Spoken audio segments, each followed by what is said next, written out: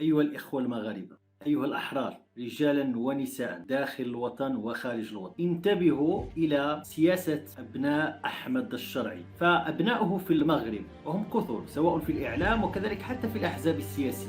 السي أوزين والحزب ديالو شنو كيقول بلي أن الهضرة ديال مشعل الموجهة إلى المغاربة وإلى المغرب هي من صميم إحداث الفتنة في المغرب. وماشي غير هو، هاد الناس تفضحوا واش انت مع فلسطين ولا انت مع إسرائيل. والحاجة الأهم، واش حنا مع التطبيع ولا ضد التطبيع؟ واش حنا مع بقاء مكتب الاتصال الإسرائيلي في المغرب ولا حنا ضده؟ هذه هي الأسئلة التي يجب أن نجيب عنها، وهذه هي الأسئلة اللي خصكم تسولوا أي واحد اليوم كيندد بداكشي اللي قالوا مشعل. هو ما بقاش فيه داكشي اللي قالوا مشعل. مشعل لقاه بمثابة واحد الفرصة باش يدافع على إسرائيل بطريقة أخرى. في الآونة الأخيرة مور ذاك المقال ديال كلنا إسرائيليين، المغاربة من طنجة إلى القويرة بقاو كينتقدوا الرمضاني، كينتقدوا دافقير، كينتقدوا أحمد الشرعي، كينتقدوا أي واحد موالي للأطروحة ديال إسرائيل.